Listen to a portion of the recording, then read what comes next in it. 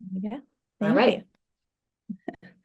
Hey, welcome everybody. So glad you're joining us tonight. So welcome to Where Do We Go From Here, which is a conversation about Catholic faith and praxis during this rapidly changing US political climate. This event is presented by Call to Action Metro New York. I'm the moderator for this evening. My name is Lauren Barbado. I am the former executive director of Call to Action National. I am currently completing my PhD in religion and gender studies at Temple University, if the funding holds up under this administration, where I'm currently researching the medicalized opposition to abortion in American Catholicism and American Catholic activism, both pro-choice activism and anti-abortion activism. And I also currently teach in the Gender Studies Department at the University of Delaware, which, as far as I know, is still there.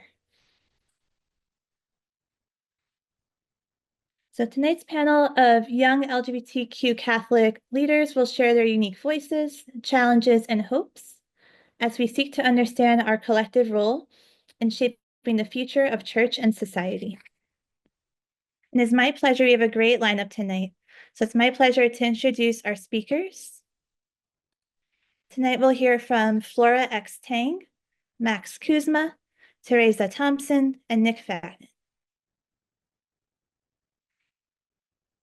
And before we get to our speakers, I'm going to read their full introductions so we get to hear a little more about them. Flora X. Tang is a doctoral candidate in theology and peace studies at the University of Notre Dame, where she writes and researches about post-traumatic theology, queer theology, and decolonial Asian theology. Originally from Beijing, China, Flora's public writings on preachings can be found in the National Catholic Reporter, America Magazine, New Ways Ministry, U.S. Catholic, Catholic Women Preach, and Catholics for Choice. Max Kuzma is a transgender man, and lifelong Catholic who advocates for LGBTQ inclusion in the church. He has written about the unique gifts of queer people and the beauty of diversity in God's creation for the National Catholic Reporter, Outreach, and New Ways Ministry, and has been quoted by the New York Times, Associated Press, and The Guardian in response to U.S. political changes and Vatican news related to transgender people.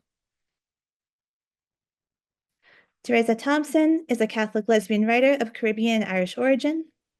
Her work has been published by Catholic Women Preach, National Catholic Reporter, Geese Magazine, and Ignatian Solidarity Network. Her work can also be found on her Substack, Liturgy of the Hours. Teresa is a board member with Call to Action Metro New York and a Bernardin Scholar at Catholic Theological Union. And Nick Fagnant is a queer theologian, educator, and public scholar, passionate about fostering justice, relationality, and LGBTQ belonging in Catholic spaces. He is a PhD student in theology and education at Boston College's Kellogg School of Theology and Ministry and has written for Commonweal, Outreach, and New Ways Ministry.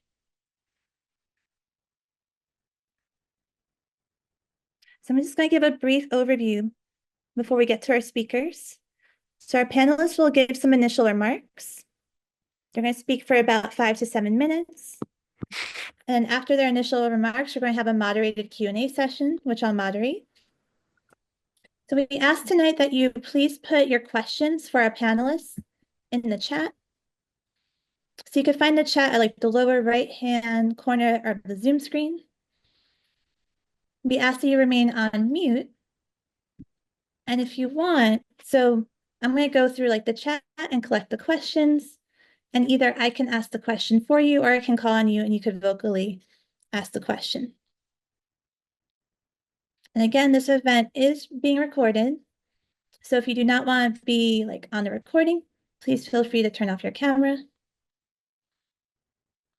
could also change your display name on Zoom if that'll make you feel more comfortable. And I think that's it. So let's go to our first speaker, which is Flora. I think Nick is opening us with the gospel passage. Yes? No? Sorry. Yes? No? Oh, sorry. I forgot. Thanks, Flora.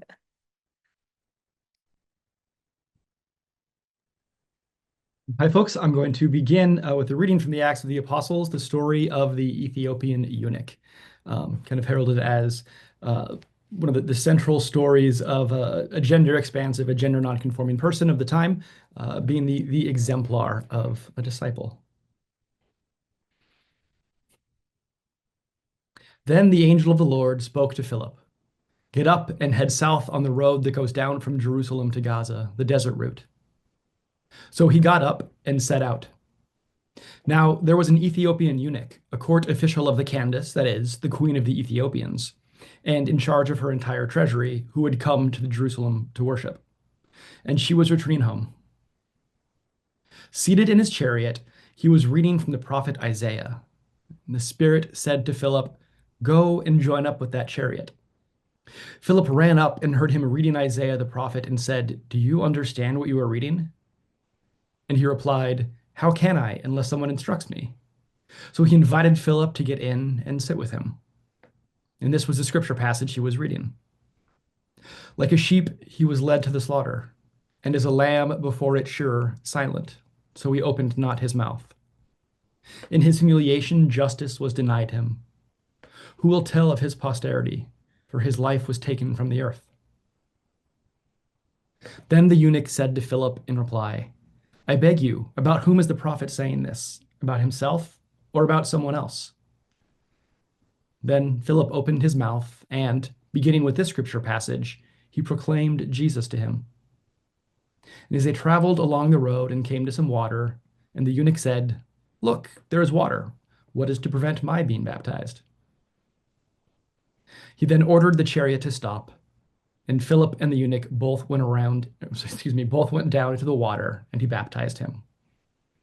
When they came out of the water, the Spirit of the Lord snatched Philip away, and the eunuch saw him no more, but continued on his way, rejoicing. Amen.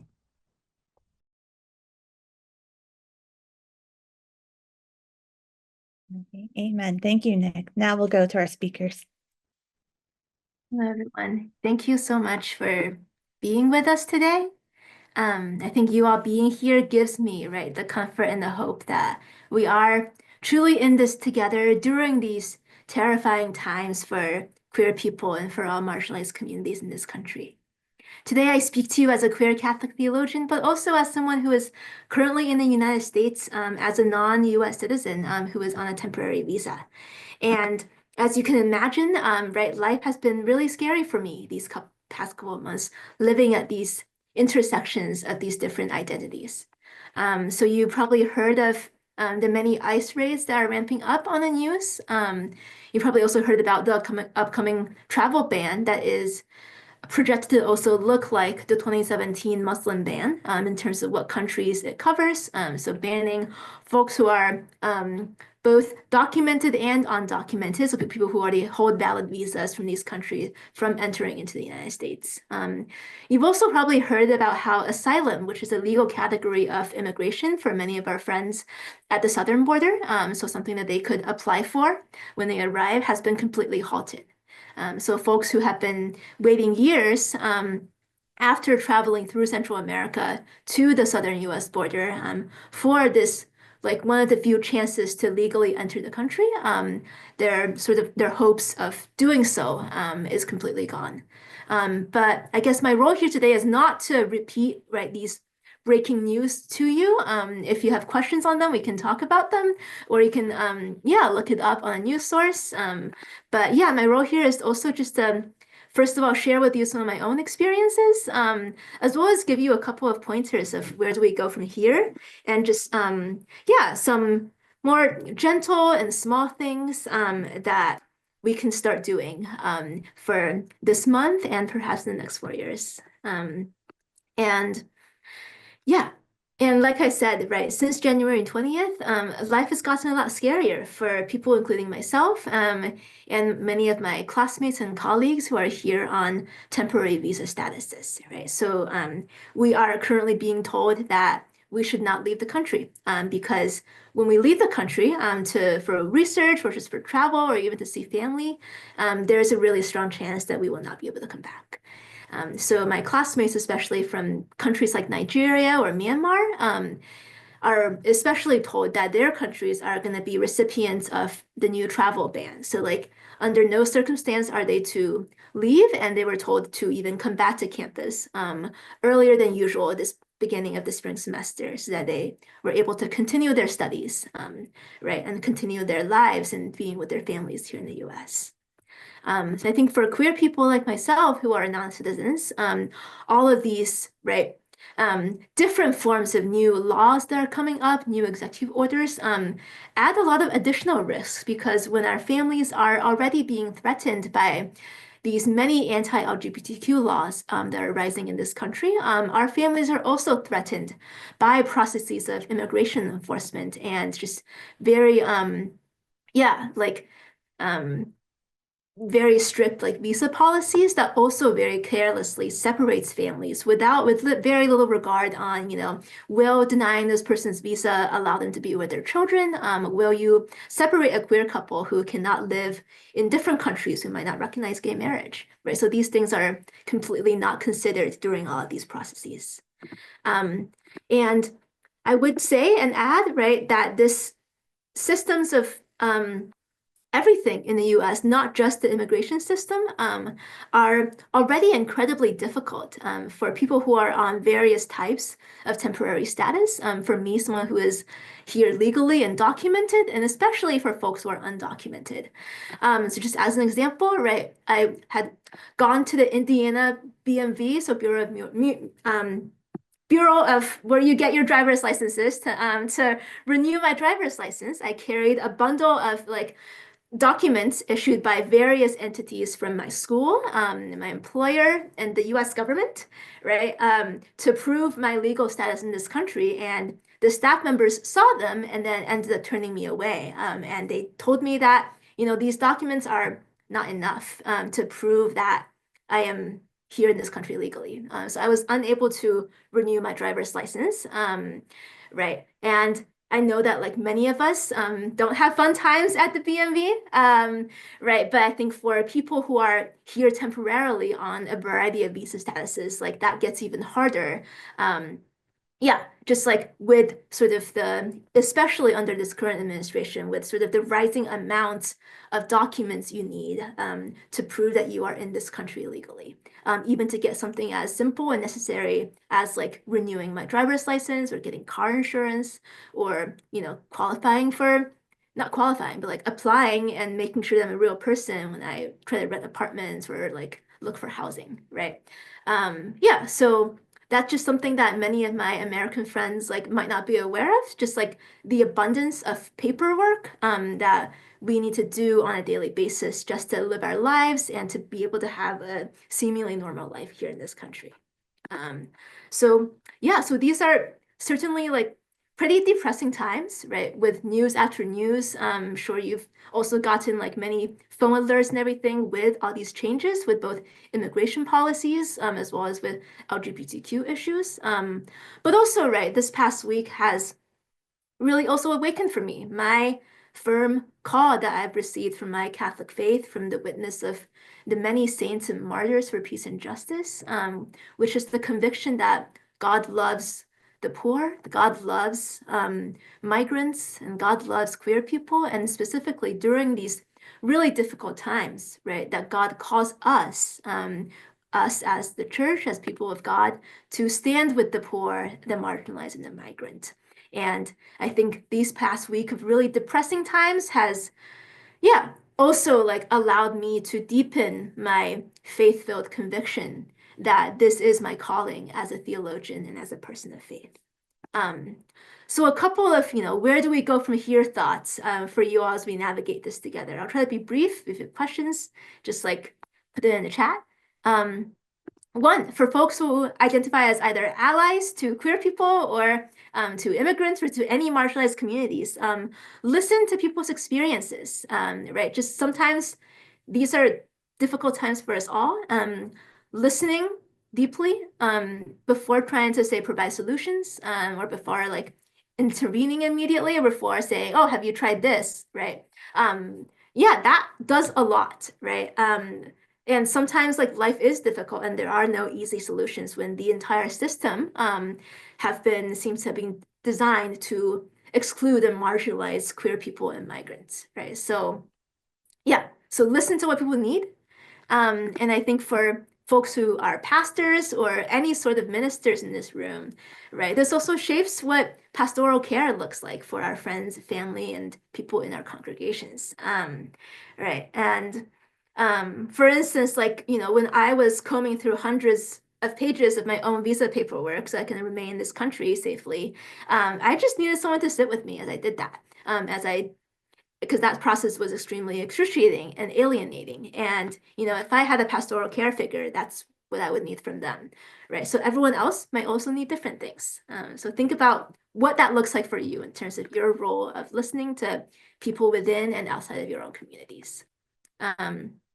2, keep the poor front and center in our activism, no matter what we do. So people who are materially poor are going to be the most affected by whatever changes in law and policies, right? So anti-queer laws are terribly harmful to all of us, but harms a poor or unhoused queer person in a different way than they do a wealthy queer person. So true to our faith in the God that we also need to keep centering them in our activism and never forget these very material concerns. 3, start from your own home community. Social media does not replace being community, right? It is okay to keep using social media as a way of connecting with friends. I am also addicted to my phone, right? But do something beyond doom scrolling or reposting news articles. That can be very paralyzing. But instead, right, find community in places where you live. No need to start anything new. Just go do something and be in community with people who are different from you, even if it is uncomfortable and even if it means like more time, you know, on your part, right? Last thing, so if you identify as an activist or if you really care about these, let's think about how we can simplify our words when we talk about all these big issues that we care about, right? So the average American reads at the 6th grade level. So we can't keep using the word oligarchy when we talk about the government, right? So how do we communicate these big Christian ideas of love and solidarity using short sentences and simple words, so that anyone can understand like what we care about and why we care about it. So these are my 4-ish pointers. I will stop there. Happy to take any questions on, yeah, migration, immigration, and queer people and anywhere in that intersection. But just remember that, like, yeah, to keep humanizing these groups of people, us, right, as we keep discussing these issues in the next 4 years and beyond. So I'll stop right there.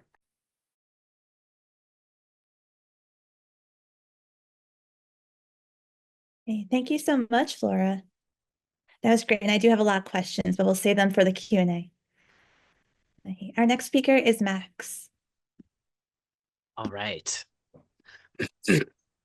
Well, I just wanted to begin by thanking everybody for being here and also thanking my friends, Teresa, Nick, and Flora for doing this with me, because these gatherings like these and bringing everybody together in this way is one of the things that brings me the most hope as an LGBTQ person, as a trans person. So I just wanted to really thank everybody for being here, because it really does mean a lot. As Flora said, with the breaking news, it can be really overwhelming, especially right now for the trans community. I thought about trying to summarize some of the things for you, but there have literally been things happening even like in the last 24 hours, in the last like 2 hours leading up to now. And a lot of it is essentially a fundamentalist playbook of kind of gender essentialism. Okay, I'm using some of those expensive words now and not making it simple like Flora just recommended, but essentially saying that, okay, we've only got the 2 categories. There's only male and female.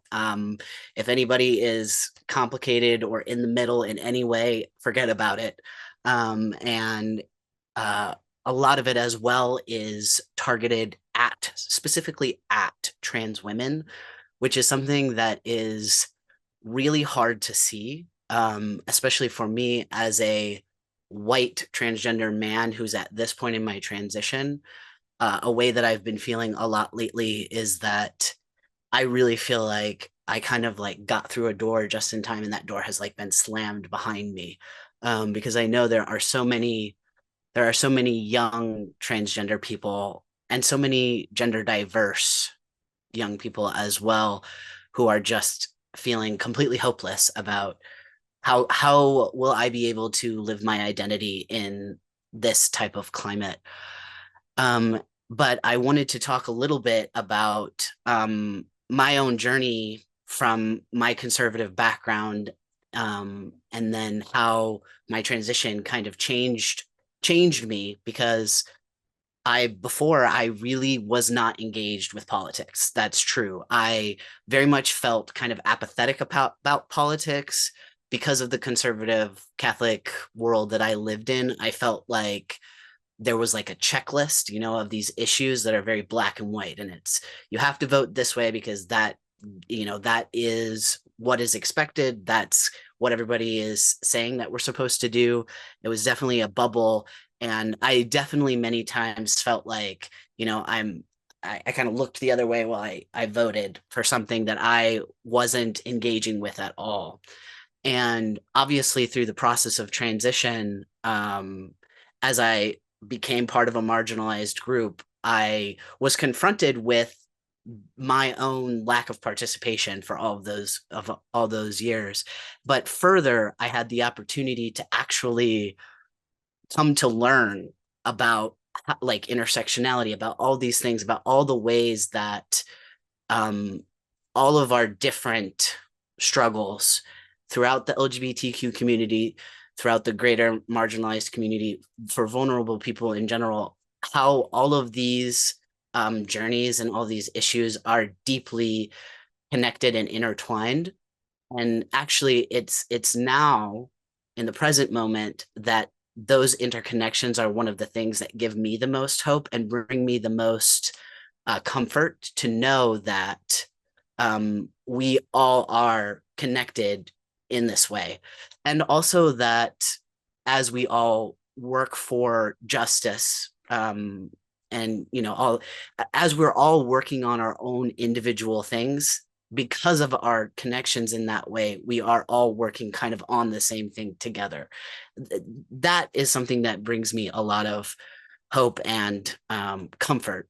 But also with my conservative Black background, the thing that I really wanted to kind of draw out there is really that idea of black and white versus nuance. And reading some of these executive orders, specifically, the one I've read the most of is the one about trans people that came out on the inauguration day.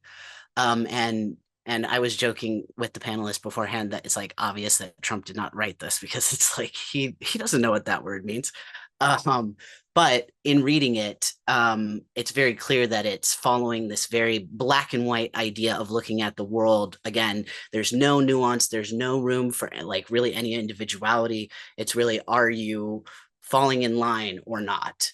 And the world is just so much more nuanced than that. And when we make space for that, and when we all do what each of our individual way of making that space, that's how we make things better. And that's how we make space for the gifts of all of these diverse people, because everybody has something to add. And that's just, to me, that is something that just feels super obvious about life in general, that diversity brings more solutions, more ideas, things that you never would have thought of that make life better for everybody. So I guess to conclude, the way I have been approaching, processing, and regulating in the face of all this overwhelming moment by moment breaking news, the fear and anxiety, the fears that are being shared with me by members of the trans community, the way I have been approaching all of this is this idea of a tapestry of resiliency. And that ties into what I said about how we're all interconnected in marginalized communities. So for me, the tapestry of resiliency really essentially is just, I know that I have friends over here that I can talk about this issue with. And then over here, I am participating in mutual aid with these folks. And then over here, I have social action that I can engage with, that I can feel like I'm making a difference. And the difference is, you know, in my conservative background, it was like, we're on one holy war. And it's like, we have to put all of our energy into doing just one thing all of the time. And not only is that just not at all in touch with reality. Reality doesn't work like that, but also really leads to burnout. And so when I talk about the tapestry of resiliency, the key thing for me is I have all of these small things that I know that I can do and I know that I can handle. And that way I am not going to just focus too much on one thing and then get totally overwhelmed and burnt out by that. I pace myself with all these different areas. And I really just wanted to share that with you all because that has been what's been getting me through. And so it's my hope that maybe you all can take something from that as well. And so, yeah, I just thank you again all for being here. It really, really means a lot to me.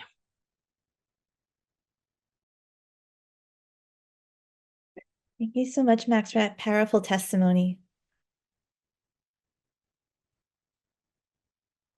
Our next panelist is Teresa. Hi, everyone. Good evening. Where do we go from here? To talk about where we go from here, I need to talk a little bit about where here is for me. I am an American citizen of Irish and Caribbean heritage. I am an ostensibly middle-class millennial living in New York City. The biggest challenge I face on a daily basis is economic precarity.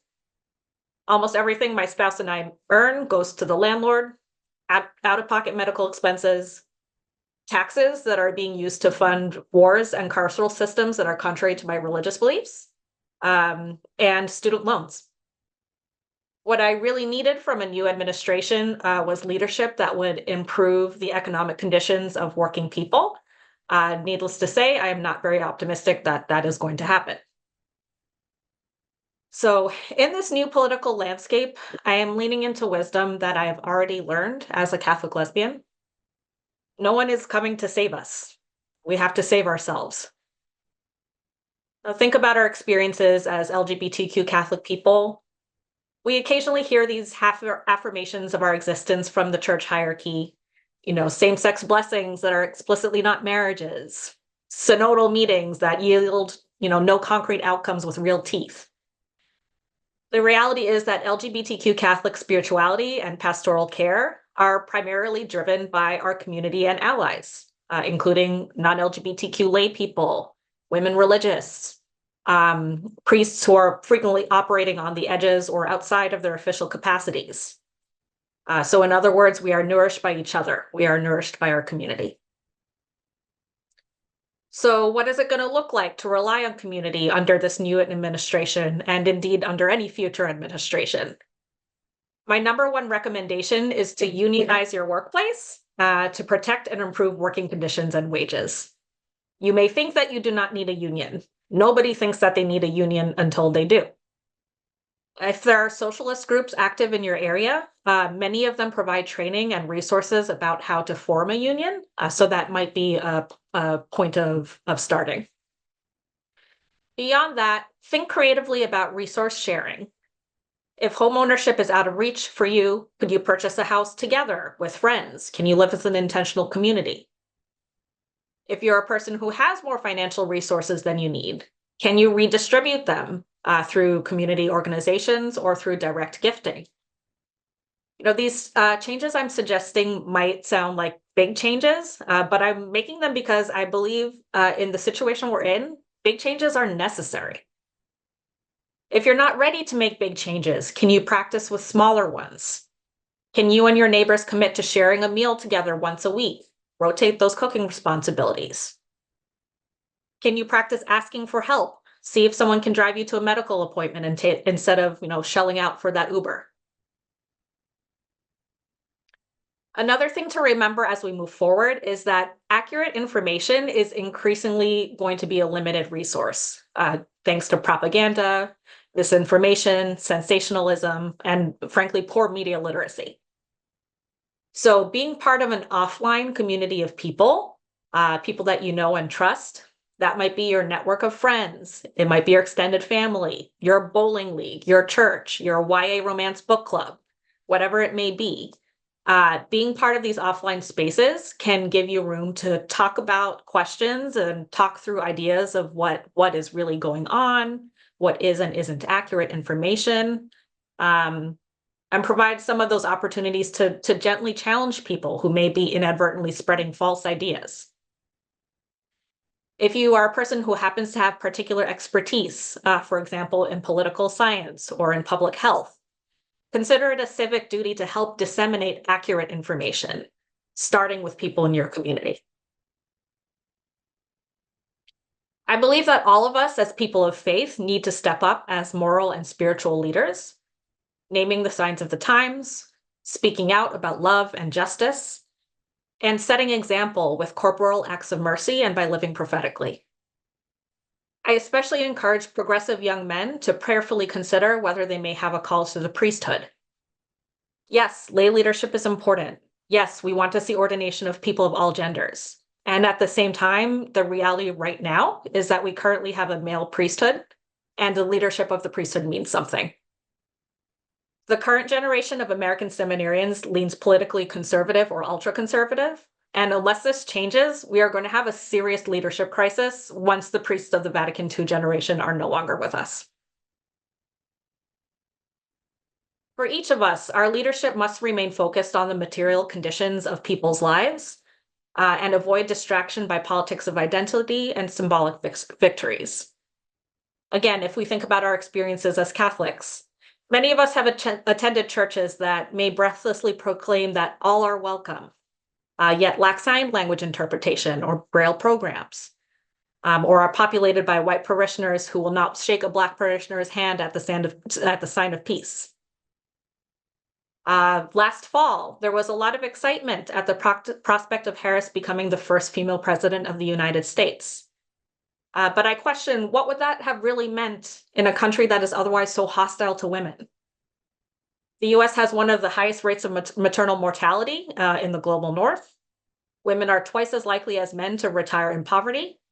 And the incarceration of women has grown almost at twice the rate as that of men in the past 30 years. Symbolic victory does not impact material conditions. To take another example, and this is an example that I started to write last week. It's already out of date. Last week's executive order declaring the federal government would only recognize 2 genders, it resulted in this, this very kind response in liberal and progressive popular media declaring that non-binary and transgender people are valid and that executive orders or legislation can never take away a person's identity.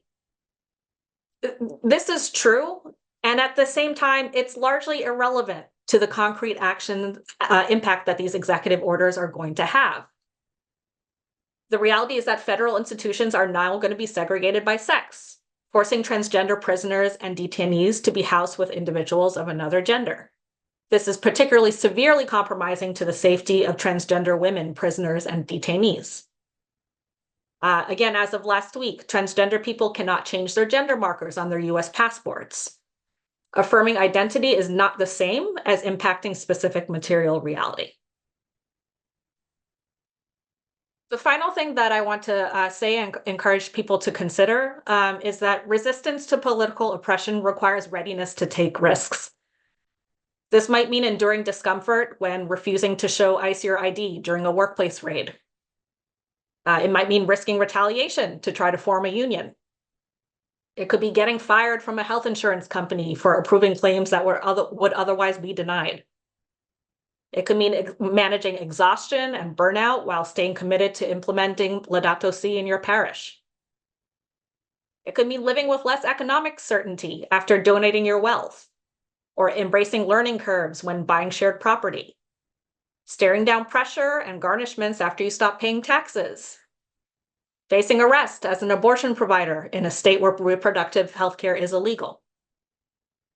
Solidarity isn't sexy. It's complicated and it's scary. But we have to do it because no one is coming to save us. We have to save ourselves. Blessed are the poor in spirit, for theirs is the kingdom of heaven. Blessed are they who mourn, for they will be comforted. Blessed are the meek, for they will inherit the land. Blessed are they who hunger and thirst for righteousness, for they will be satisfied. Blessed are the merciful, for they will be shown mercy. Blessed are the clean of heart, for they will see God. Blessed are the peacemakers, for they will be called children of God. Blessed are those who are persecuted for the sake of righteousness, for theirs is the kingdom of heaven. Blessed are you when they insult you and persecute you and utter every kind of evil against you because of me. Rejoice and be glad, for your reward will be great in heaven. Thank you.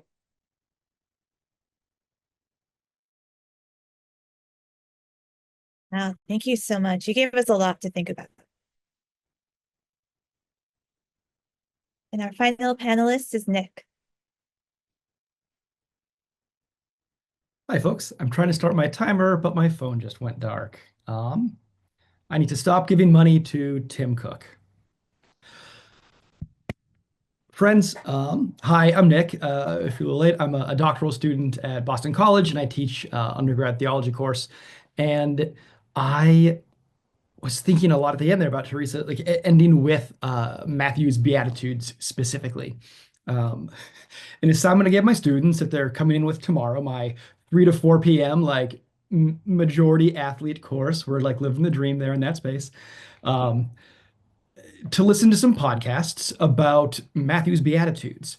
When Jesus says, blessed are those who hunger and thirst for righteousness. Like what did righteousness, what did justice mean in that context? And then blessed are the peacemakers. What does it mean to actually make peace? And then they take these two and they listen to a podcast about a Canadian doctoral student working in the West Bank for her doctoral research about understanding reconciliation work between Israelis and Palestinians with this nonprofit that she works with. That's like very intentional about all of this. And I'm nervous. I'm really afraid. I'm a few miles away from the university that fired its first Black female president for talking about these issues, right? People are being arrested and fired for talking about Palestine all over the place. And I'm actively choosing to put it on my Canvas site so it's public, to have all these students who I don't really know yet. Like, it's a lot of risk for me. And it's also not a lot of risk for me. I have to really weigh the balance. Or like, I'm thinking a lot about what I'm going to give up for Lent. I like the concept of like adding something each year, but I have been thinking a lot about what I want to actually, like the junk I want to get out of the way.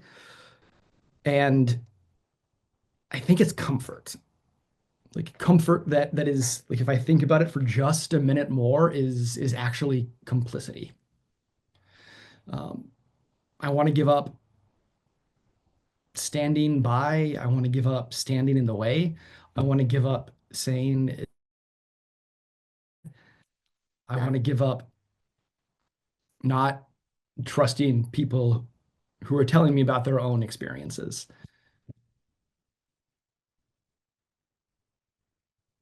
And I guess I started a little early because I'm asking, I'm giving up my own comfort of like, oh, it's too dangerous to talk about this, to talk about Palestine in my class. And that's real. Like there are real risks, but what does it mean for me to discern to actively embrace that? What does it mean for me as a gay, white, able-bodied, cisgendered man who can pass for straight in a lot of spaces and did for a lot of my life to stay closeted to keep my job in Catholic spaces? What does it mean for me to now use my voice? Because I'm not trans, I have more privilege and less risk than Max when he does this work, right? Because I am not a lesbian woman who's married, I'm not like Teresa in this work. Because I'm not an immigrant studying under a visa like Flora, like I have different levels of privilege in this space. And it is important for me to acknowledge that. But that's just the opening of my eyes at the beginning of this journey.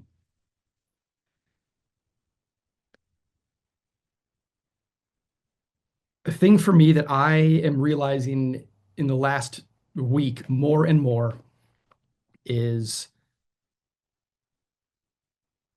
I'm struggling to phrase this. I've been struggling with what, like, every day, like we've talked about, kind of come up with new things, like what's next, or where do we go from here? Like, I don't know. It's crazy. There's so much happening. Like, I have absolutely no idea. I'm overwhelmed. I'm terrified, and I'm exhausted, and I don't know what to do.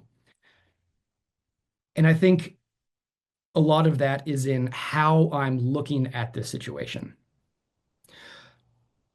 I want to invite folks to kind of take a step back and analyze and acknowledge the Overton window that exists, right? That window of what is normal, what is okay in this situation, right? That stuff that's happening now that 8 years ago, if it would have happened, like revolution in the streets. But now we're like, oh, that's just that crazy Trump. He'll be gone in 4 years. I think when we see executive orders like what we're seeing, when we see our friends and our families and our neighbors being like actively rounded up by the government for existing, this isn't just the American story. America is just this, like, we do this and we do this, and every few years we kind of go back and forth, and it's going to be hard, but we just got to kind of like do the good thing and just make it through these 4 years. And I wanted to invite us into a space of a new normal, one that's terrifying, but also remembering that Jesus asked us to not be afraid, right? Not in a way that is like, don't trust, sorry, not in a way of don't feel fear, but like ultimately, like, yes, acknowledge this fear, acknowledge this reality, and then bring justice, bring mercy, bring peace, because you trust in me. We're shifting away from this back and forth Democrat, Republican, just in 4 years, we'll just have to wait and it'll be better, into a really fascistic space, into a space where there's one type of person, one type of body that is acceptable, and the rest of us are expendable. People are still alive today who've lived in internment camps that the US made that are still legal under federal law through the Supreme Court. People are still suffering without food. People are still okay today, right? So we've had the cutting of federal funding for grants for nearly everything, like medical research is stopping. Aid, domestic and foreign, is stopping. Like, how many millions of people are going to be dying because of this? I have to give up my comfort for Lent. We're in a new normal that is not going to self-correct. Like, no one's going to save us but ourselves. Like, yes, we're on the train, and it is going straight down these tracks, and it's not going to stop on its own. It's not just like taking people on the train. Like, we're the ones who have to make sure that we're fed on the train.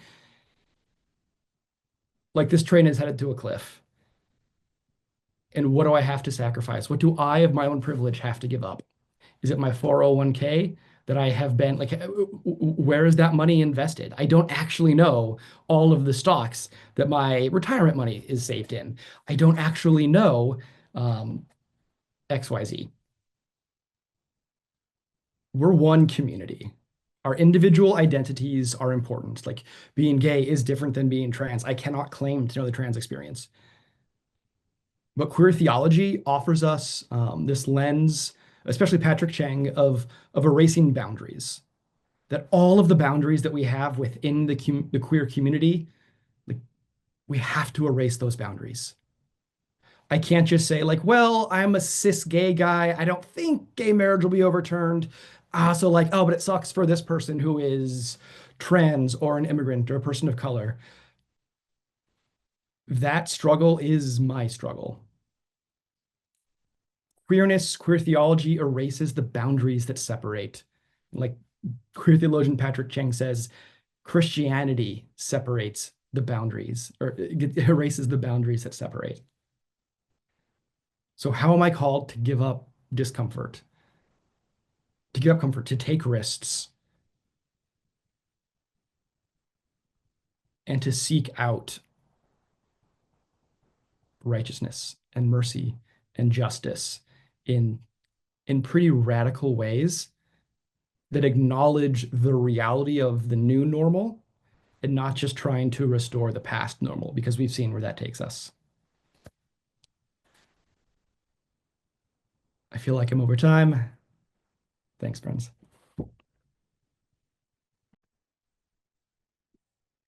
Thank you so much, Nick. No, you're right on time, possibly. It was great. But actually, both you and Tess, I forgot to highlight. I love when Tess said solidarity isn't sexy. And I also wrote down.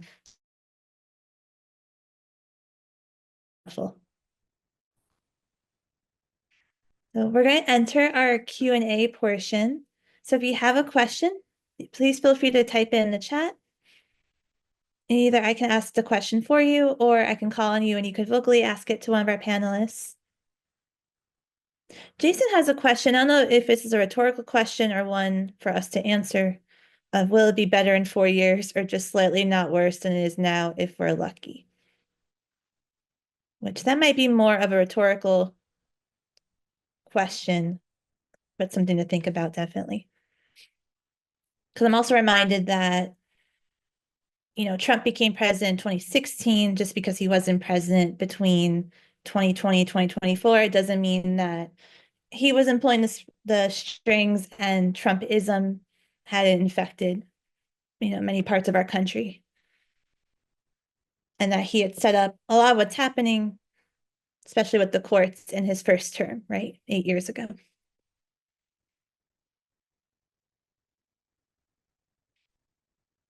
Okay, Shannon has a question. Shannon, is it okay if I ask it for you? Shannon says, what do you think about the Catholic obsession with martyrdom? I'm concerned about Catholics I see who are burning themselves out and not clear on how to take care of themselves as we go. Okay, so that's an interesting question, but the obsession with martyrdom. I can start by sharing something on it, and then I can turn it over to Max or whoever else. I think about this a lot, and I also associate it with the term that we call in activist circles like performative activism, which is like, yeah, like a desire, like I have this desire, like I'm sure we all have this desire, right? When things are going horribly, like it is right now, to just really put ourselves out there and to show that one, we are not like them, which is true. Like yay, love that for us. And two, that we care, right? And three, that like we are willing to do something for others. And sometimes that's really helpful. Like when I was an undergrad student, my professors who had ally stickers for rainbow flags in their offices, right? That is performative. But like that was really helpful. Like I knew that like my professors' offices were a safe space for me. Right. So like that could be really helpful, right? But also there is a desire, right? As I've seen recently from news among white allies or American allies who are protecting like us immigrant folks, right? That they want to be martyrs when it comes to like ICE raids or like, you know, standing in front of police officers and ICE officers and being like, you know, come get me instead, or trying to delay them. I think like part of that could be really helpful. Another part is that we could like, yeah, fixate as Catholics do on martyrdom, on like, I want to be the hero in this situation, right? Yeah, so like on the one hand, it's helpful. On the other hand, like that could distract us from listening to the real needs of what do communities actually need from us who are allies, for us who have privileged resources. So I do see a lot of connections between like wanting to be martyrs in a world of terrible injustice, which is coming from like the right place, and like a desire to always be the center of attention and of activism, right? So I think as a quick flip side to that, yeah, listen to what do communities actually need from us as either members or allies of that community, and how do we do activism in ways that does not necessarily center ourselves, but center those who have the most needs. And sometimes that, like many of you have said, doesn't look fun, doesn't look sexy, looks like a lot of like messy work and really boring work sometimes, and we have to be able to do it. Yeah, I was just gonna throw in there, not so much on the martyrdom point specifically, but maybe more on the burnout side of things.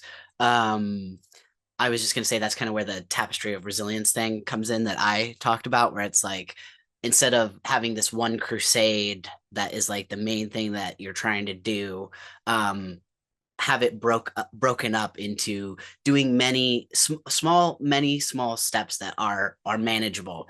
As Flora was answering, I also thought about how when I came out as trans, my immediate family and that conservative bubble that I had been in, that was like my whole life, professional, social, spiritual, everybody kind of just like left me. So I felt very alone, and I was very alone. And I had a lot of people say to me, I'm your family now. And that was not helpful, because the truth is, even though the sentiment was, I care about you and I want to support you, they were not capable of actually replacing my family. That's just a hole that would be there, something that I worked on to heal, but not something that they were capable of doing.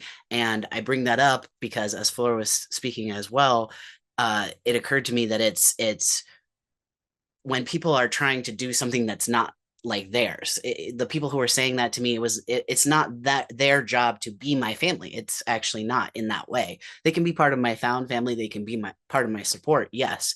But so I say all that because I think finding the thing that is your thing to do, both helps with feeling overwhelmed, because it's like, okay, yes, everything is on fire, but I have a path because I know there is this thing that I am doing, and that maybe only I can do, because it taps into my unique gifts in a way that will benefit those people more than if I'm throwing myself down in front of them, or whatever the case may be.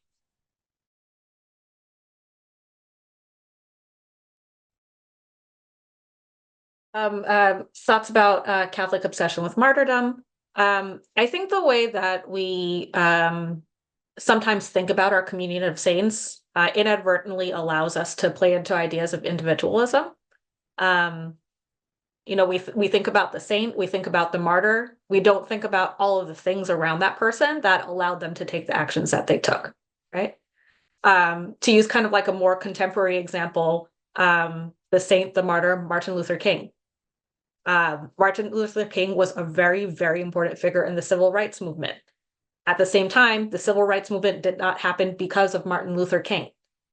It also happened because of Bayard Rustin. It also happened because people who drove buses. It also happened because of Coretta Scott King, who took care of their children, right?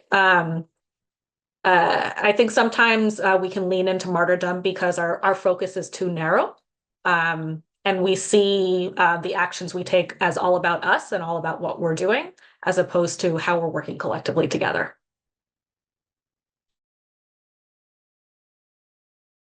I mean, yes, and all three of those things. I took a course this last summer from our social work department on social work practices to support LGBTQ plus adolescents and young adults. And some qualitative research that demonstrates, it talks about what does it mean to be an ally? And they interviewed folks who self-identified as allies. And then they interviewed the folks who were LGBTQ plus. Like, do you ever think this person is an ally? And the answer was often no. Like, self-identification as an ally is like a great starting point, right? That's identifying the desire.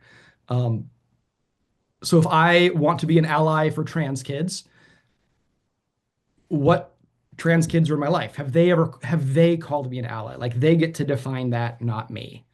And so how do I listen to that? And this is where I think that getting like contrary to martyrdom comes in, because we are like now more than ever a synodal church. I think we really have been practicing these skills to listen, right? The conversations in the spirit means, I speak for a few minutes and then the other person is just silent.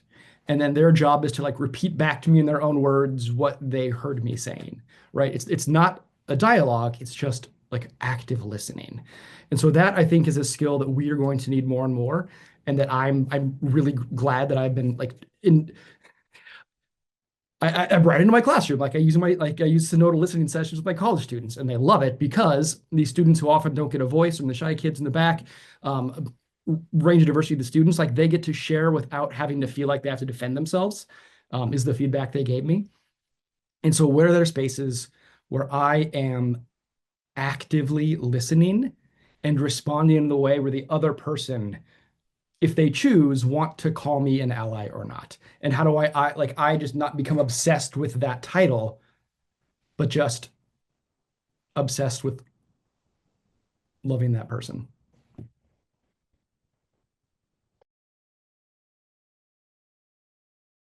you so much. We have some great questions and comments going on in the chat. I'm going to go to Melinda's question, but I do want to highlight that Vicky had a great question about what news sources do you find most trustworthy and helpful right now? And I saw that Max and a few others responded. So I think it'd be great to put some suggestions in the chat about news sources. But I'm going to go to Melinda's question. Catholic/Christian progressives tend to preach to the choir. What can we do to be heard by the average Christian in the pew who is hearing something very different?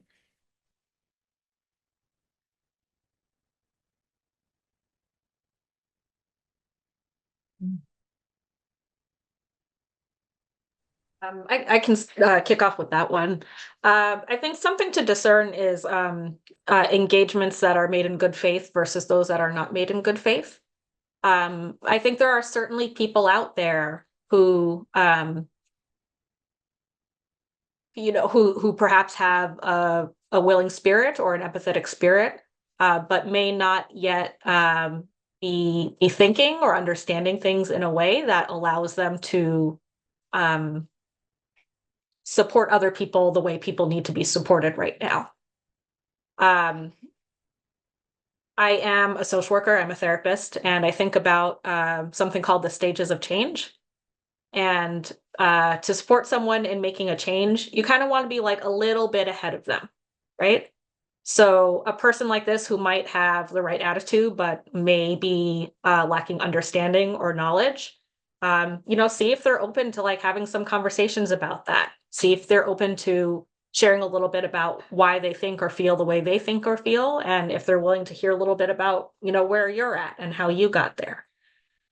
That's likely to be more effective as opposed to,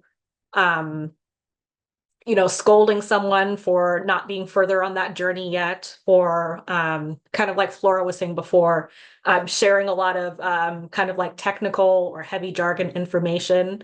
That's not where that person is, right? So people who are open to engaging with you, start engaging them on that level at their current point of understanding, and see where that goes. On the other hand, there are people out there who are not interested in engaging, right? There are people out there who are very committed to their viewpoints, and it is likely not going to be helpful for you or for solidarity and change more generally for you to be spending time trying to have conversations that are not going to happen. The teacher in me just says, like, model and invite, model and invite. Like, this is the balance with performativity, right? But like, when I'm in my classroom, like, hey, it's this next Monday is coming up. What a big day. No one has school. Like, I hope you celebrate Dr. King Day by volunteering. Like, when we come back on Tuesday, like, I really want to hear about the volunteering that you did. It sounds so cool. Because, actually, yeah, you can use that for one of your assignments coming up. Check out the syllabus, find a place to volunteer. On our Canvas page, I've put 3 or 4 different options if you're interested, or find something else. So like the space of model, of invitation, of providing a ton of resources that offer choice, so that they can like, oh yeah, maybe I do want to try this thing out. That like kind of across the board. Space where that is just beyond the edge of their comfort zone, right? Like the space where growth occurs, the zone of cognitive dissonance. Like if I go way too far for someone, they emotionally shut down and learning is done. If I just meet them just ahead and challenge them just a little bit to catch up, like this progression, that's how good teaching works, and that's how good like social movements work in that space too. I just want to say one thing really quick that isn't as much. I don't think this is exactly the answer that was kind of being looked for, but I want to throw it out there because it's my experience. So I live in rural Ohio, in a town of 200 people. There are a lot of Trump flags all around me at all times. So for me, again, as a very passing trans man, I had to make a decision about how I was going to approach that once we moved here. One of the things that I decided was that it wasn't going to be something that I would, necessarily announce. I wasn't going to be like, hello, everybody, by the way, I'm trans. But I decided it wasn't going to be something that I would hide.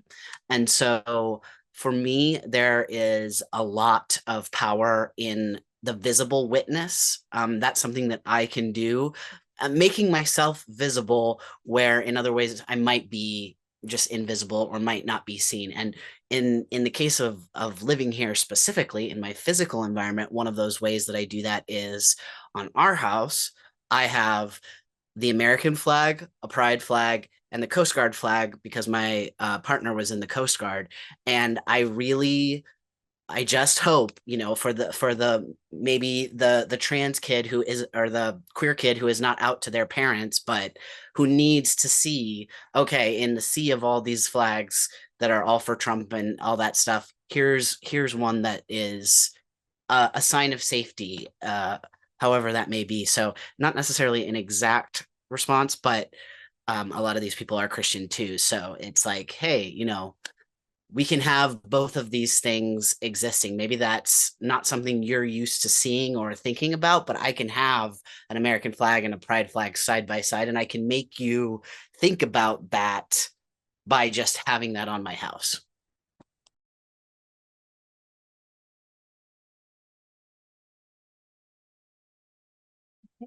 We had a kind of like a follow-up question to that one from Jane. What are we doing to encourage our own bishops and parish priests to be prophetic? Ooh.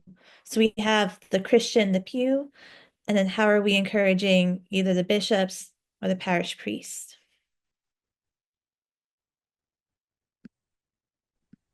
Do we even dare? Bishops, the bishops just released a document saying, oh, we're really critiquing Trump on how he's talking about immigrants. That's not Catholic. That's not great. And then like, oh, but like the way he talks about gender and sexuality, like huzzah.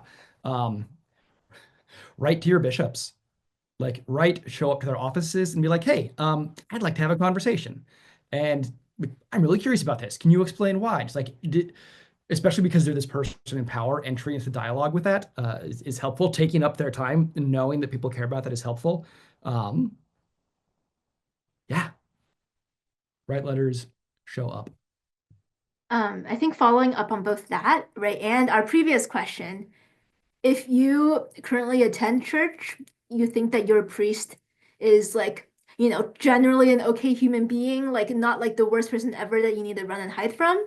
And they give a homily that is like either subpar or just like is, very both sides or just like is actively harmful.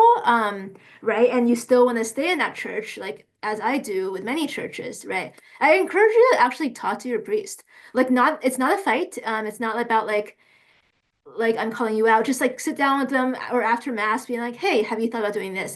It doesn't need to be confrontational. It's just like when you shake your priest's hands after you leave church, just like quickly say to them like, oh, by the way, like I had this thought or comment. Do you want to chat more? And I really feel like, right, those types of like interpersonal conversations and relationships, if you are willing to do that, is a lot more helpful than sending an angry email to a bishop or even sending your priest like a more impersonal email, right? Like telling your priest maybe for a certain time, hey, like there are queer people sitting in these pews, did you know that? And sometimes they don't, right? Just like starting with these very small conversations and letting, because your priest is a human being. Yeah, like if you feel comfortable doing so, like try doing that. Don't just like, I text my friends if I hear a really bad homily, like, I'm like, guess what the priest said? I'm like, instead of doing that, I'm gonna, I guess for Lent for myself, like actually tell the priest, be like, hey, by the way, you know. Yeah, and to complement what you're saying, Flora, I think also support your priests who are doing well, like especially your local priests. Again, you know, priests who are saying things supportive of LGBTQ people, priests who are challenging what's increasingly becoming this like Catholic party line in the United States, you know, are doing so at some risk to themselves. And again, the conservative movement, they really support their priests, you know, socially, emotionally. Priests are people too, you know, it makes that difference to have that sense that there are people who have your back.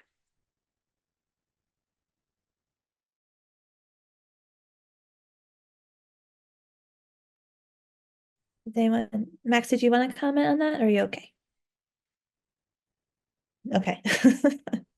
No, it's interesting. And I was thinking too, I wrote down when Tess was speaking earlier about bringing up the priesthood. And I think that's also a great point that she made earlier, that the older Vatican II priests, very liberal, very progressive, not part of this very right-wing, like Christian militant movement that we've been having in the American Catholic Church. And it's the younger priests and the priests who are currently in the seminaries that are part of this movement. And so I think that is a really interesting question and a reminder that priests are people and to try to go to the priests first and talk to the priests. Of course, we know though too, it could be a thing about privilege or just, yeah, if you're doing that at the expense of yourself, could be a little scary depending on the priest or your church. And of course, Ro says here, withhold money and tell them why. Or Jason too said, call the bishops, the other side does, which is very true.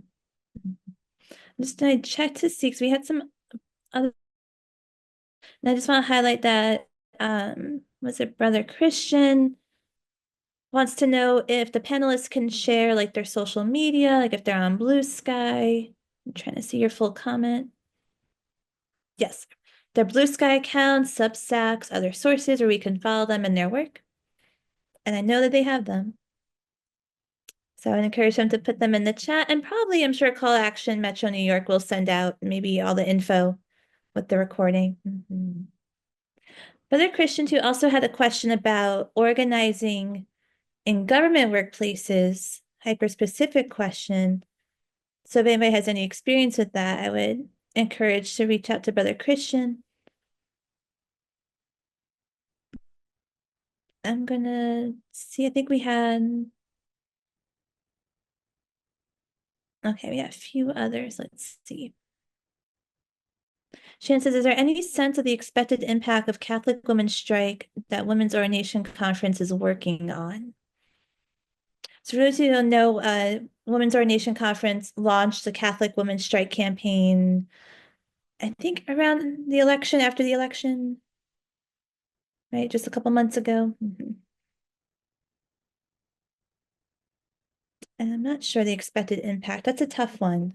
I don't know if anyone has, I don't know if anyone has any comments on that, or what kind of like direct actions we can take. Thinking too about Brother Christian's question about organizing, you know, and which ones would be effective, or as we start brainstorming, you know, how to organize directly or in person.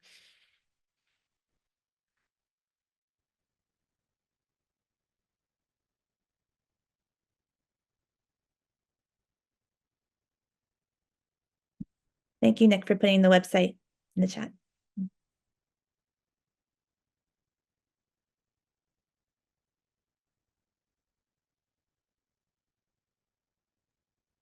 Yeah, I think it's a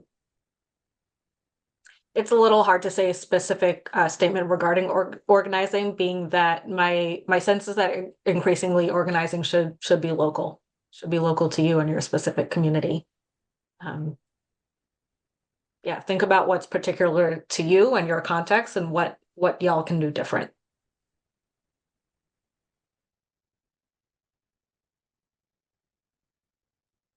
Just to really quickly add on, I'm increasingly like doubtful of the use of protest as a form of organizing.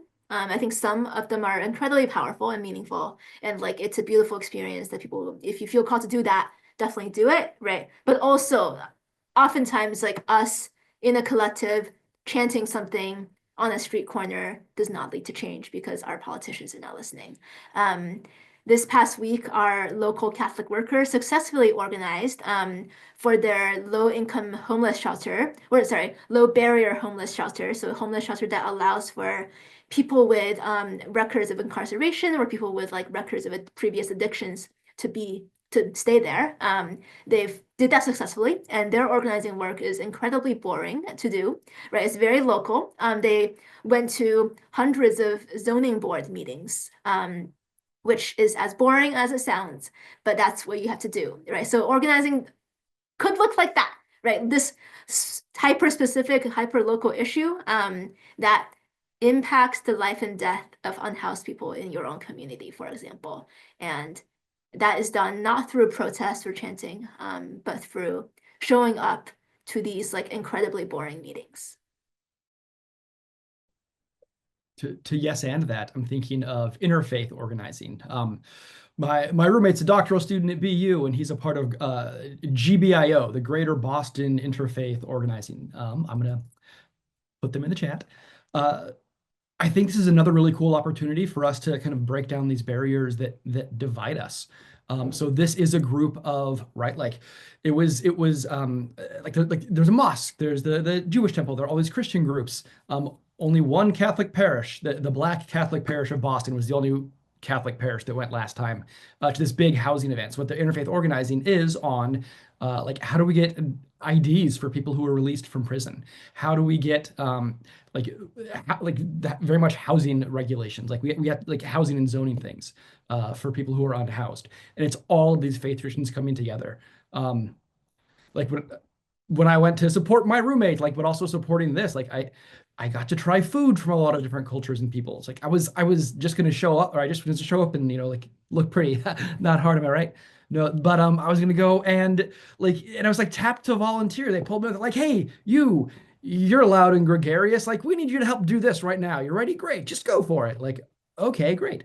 So like showing up to these things to continue to just dismantle the barriers that separate us and to bring culture and joy and fun into these spaces to share with other people that we couldn't have without it.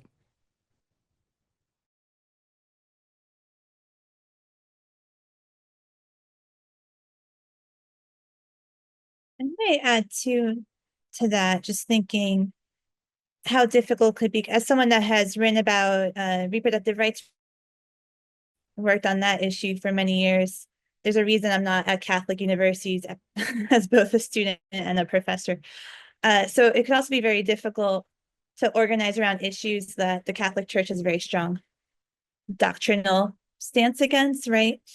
And that's something that, you know, if the reproductive rights has been there for many decades, and I think it's something to keep in mind when thinking now about transgender rights and gender affirming care, the quote unquote gender ideology in general, and that we might have to be navigating, you know, spaces outside of the church and what that might look like, which a lot of us are already doing. You know, and thinking too about the goals, and if the goal is, do we want change from the Vatican, the hierarchy, and is that really feasible? Or like Tess said too, no one is coming for us, no one is saving us. I think that's something that's important to think about. Sorry, I have to add my reproductive rights 2 cents to everything. I want to highlight too that Brother Christian mentioned that Fortunate Families, in collaboration with the Marinus Social Justice Collaborative Trans Advocacy Committee, is starting a monthly Zoom drop-in for trans folks to organize and share support and mutual aid. So Brother Christian shared the Zoom link. Oh, this Thursday, January 30th at 8 p.m. We should save the chat. I know Call Action Metro New York will send out the recording. And I think maybe everybody's like social media and Substack, so we should also maybe like save some of these links to send out. That's great. And then Flora, should I read what you just wrote too? Flora just says, just to add on to what she said earlier, if you have the free time, I encourage you to become a part of your local city council and its various boards. I think that is a very good idea. It's a low barrier way to make real changes in your community.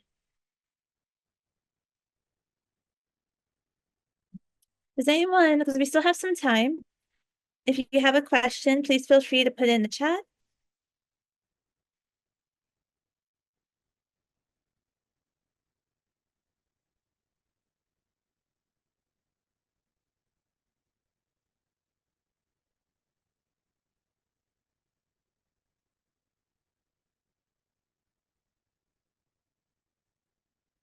Well, thank you to Dom for sharing that there's going to be an LGBTQ retreat organized by the Marinette Social Justice Collaborative.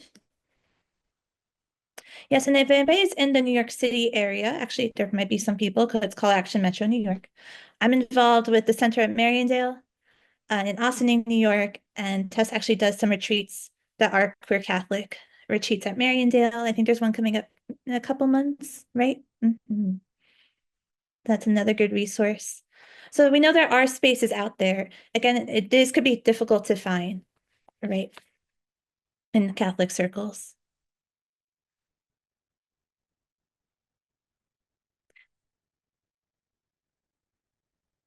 Last weekend of March, great.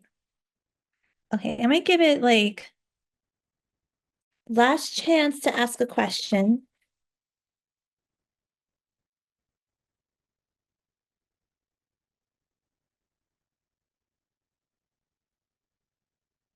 If I might ask a final question if no one has a question. Okay, and then we'll go. Then Flora's going to end right with a prayer. But I might ask, because we talked about, how do we communicate the big ideas? I think that's very important. And I think it's very important to remember, and again, as someone that teaches, gender studies, Butler, Foucault, all the people of gender ideology, who I love, but yes, like I don't expect everyone to read Judith Butler or Michel Foucault, or to really understand like the really nuances of sex and gender. But these are also very important ideas. I'm thinking too about some of the things that were said about disinformation. We are in a time of disinformation. We are in a time of poor media literacy and then just declining literacy in general. And we know that is part of the goal of authoritarian regimes and has been to have uneducated populaces though and the disinformation. So on the one hand, it's like we have to communicate the big ideas and we have to do it accurately, right? But I also understand like what we're saying, that it could be really complicated. And then especially when it comes to healthcare. Again, I wrote about reproductive rights for a long time. Gender affirming healthcare is very similar, where we want to get accurate information out there about procedures and hormone therapies and just how healthcare works. And again, that could be very big ideas. That could be hard to communicate. So I think my final question is, since we do have to consider the reality of disinformation, the media literacy, what would be like, this is gonna be really difficult. I'm like, communicate your big idea really simply. But what would be like the main message or points that I would like to hear from our panelists that you'd like to just get out there like this week, this month, like to communicate? Again, to think about how we're talking about too, breaking through like the breaking news, like what to you like this week, this month would be like the big idea that you want to communicate real simply. Does that make sense? Yeah.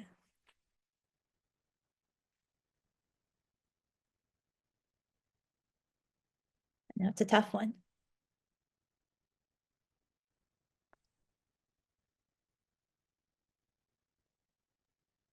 Well, my first thought was to take care of trans folks that you know. And it can also be for marginalized people, of course, but for me, from my perspective, for what I'm in right now, it's I think that's the main message I have, because like I said, with these rapidly changing conditions with things coming at us constantly, especially anti-trans sentiments, being able to hearing people vocally speaking up about it really does mean a lot. Like every time I see somebody, instead of, because there's a lot of anguish that I see on social media because I follow a lot of trans people. So a lot of posts that I see are active, reactive moments of expressing anguish and pain.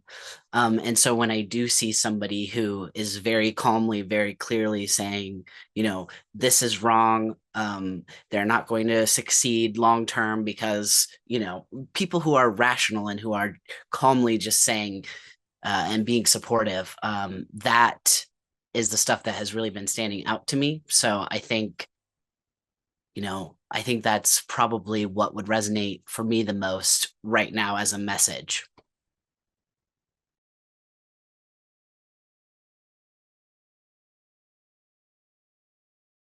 I think to say simply something that I would like to get across to people at this time, I would say to get smart about what it is that you can do and do that. I specifically cannot change who Donald Trump is going to appoint to some cabinet position. I am an adjunct professor. I teach health psychology, and I can teach the students I have about reproductive health. So again, like think about what you specifically are able to do and do that.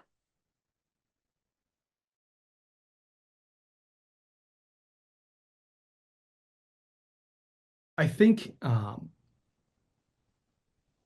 my hope is the choice to live authentically in joy and laughter and fun, and to act in a way that someone else in that identity would choose to call me their ally, but not with that as my final goal, as if that's the thing that matters.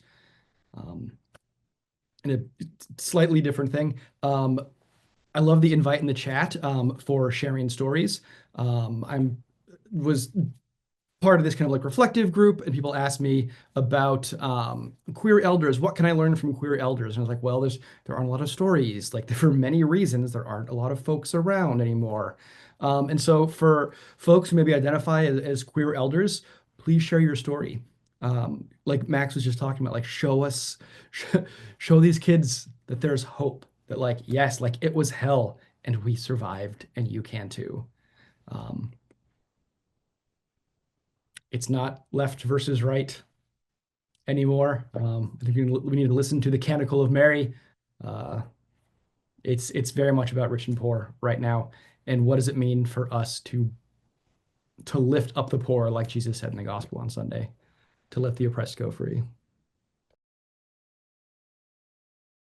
I think mine is simple, that God loves the poor, and so must we. Right? What are we doing for people who are materially poor in our own communities? Because there's so much going on. It's terrifying, but we must love the poor.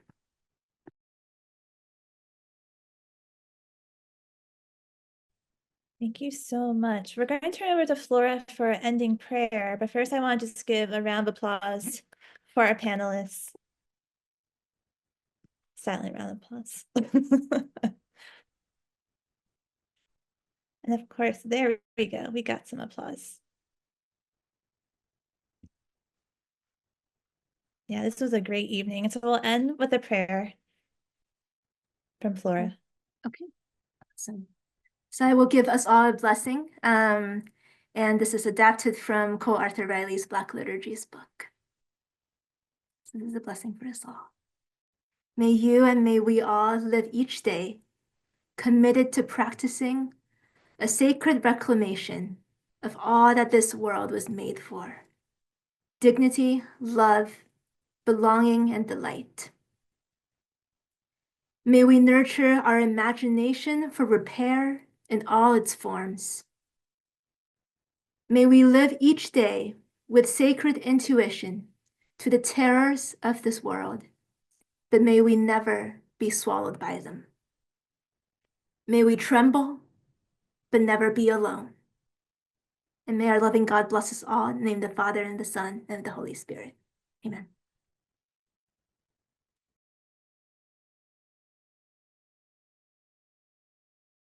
Hey, thank you so much. And thank you everyone for joining us tonight. Yes, please feel free to thank the panelists. You can also unmute if you would like.